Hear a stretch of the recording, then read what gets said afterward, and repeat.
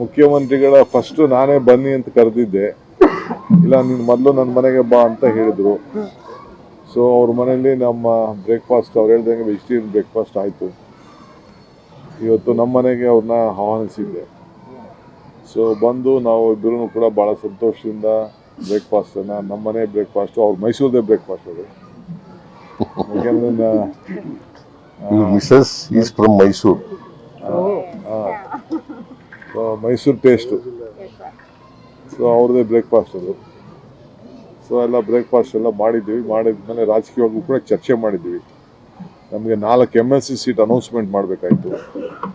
So Surjewala ಅಂತವು ನಾವಿಬ್ಬರು ಸೇರಿ ಮಾತಾಡಿದ್ದೀವಿ. 1 ಸೀಟ್ ಬಗ್ಗೆ ಸ್ವಲ್ಪ ಅವ್ರದ್ದೇನೋ ಇತ್ತು, ಕೆಲವು ಲೀಡರ್ಸ್ಗಳ ಹತ್ರ ಮಾತಾಡ್ತೀವಿ ಅಂತ ಹೇಳ್ತಾ ಇದ್ದಾರೆ. ಯಾಕೆಂದ್ರೆ ಅನೌನ್ಸ್ ಮಾಡಬೇಕಾಯ್ತು. ನಾವು ನಮ್ಮ ಪ್ಯಾನೆಲ್ನ ನಾವಿಬ್ಬರು ಮಾತಾಡ್ಬಿಟ್ಟು ನಮ್ಮ ಲಿಸ್ಟ್ನ ಕಳಿಸ್ಕೊಟ್ಟಿದ್ದೀವಿ. ಆ ವಿಚಾರ ಕೂಡ ಚರ್ಚೆ ಮಾಡಿದ್ದೀವಿ. ಪಕ್ಷದ ವಿಚಾರ ಕೂಡ ನಾವು ಚರ್ಚೆ ಮಾಡಿದ್ದೀವಿ. ಸರ್ಕಾರದ ವಿಚಾರ ಕೂಡ ಚರ್ಚೆ ಮಾಡಿದ್ದೀವಿ. ಸೊ ಅಸೆಂಬ್ಲಿ ವಿಚಾರ ಕೂಡ ಚರ್ಚೆ ಮಾಡಿದ್ದೀವಿ.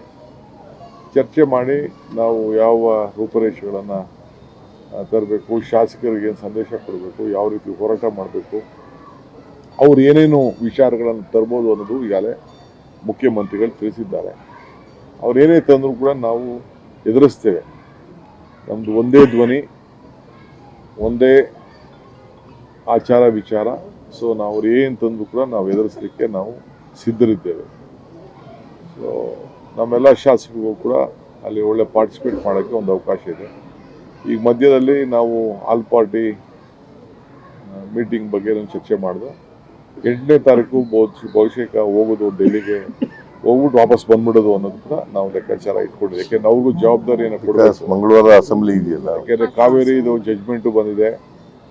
ಮೆಕ್ಕೆಜೋಳ, ನಮ್ಮ ಬರಬೇಕಾದಂಥ ಹಣ ಏನೇನು ನಮಗೆ RDPR ಅಲ್ಲಿ ಬರಲಿಲ್ಲ, ಅರ್ಬನ್ ಡೆವಲಪ್ಮೆಂಟ್ ಬಂದಿಲ್ಲ, ಇರಿಗೇಷನ್ ಬಂದಿಲ್ಲ, ಎಲ್ಲ ವಿಚಾರಗಳು ಕೂಡ MP ಅವ್ರುಗಳಿಗೆ ಜವಾಬ್ದಾರಿಯನ್ನು ಕೊಡಬೇಕು.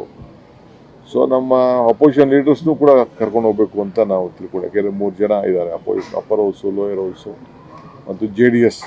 ಅವನು ಕೂಡ ಕರ್ಕೊಂಡೋಗಿ ಒಟ್ಟಿಗೆ ಹೋಗಿ ಮೀಟಿಂಗ್ ಮುಗಿಸ್ಕೊಂಡು ವಾಪಸ್ ಬಂದ್ಬಿಡೋದು ಅನ್ನೋದು ಕೂಡ ಯೋಚನೆ ಮಾಡಿದ್ದೀವಿ. ಸೊ ಇದು ಮುಂದಕ್ಕೆ ಇವತ್ತು we are taking it forward.